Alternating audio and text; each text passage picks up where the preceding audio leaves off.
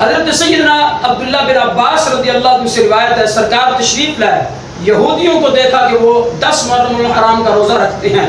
سرکار نے فرمایا کیوں رکھتے ہو؟ انہوں نے کہا کہ فرعون سے اللہ تعالیٰ نے موسیٰ علیہ السلام کو نجات عطا کی، تو موسیٰ علیہ السلام نے شکرانے کے طور پر روزہ رکھا، اس لیے ہم روزہ رکھتے ہیں۔ سرکار نے فرمایا کہ ہمارا تعلق موسیٰ علیہ السلام سے زیادہ قرب کا ہے۔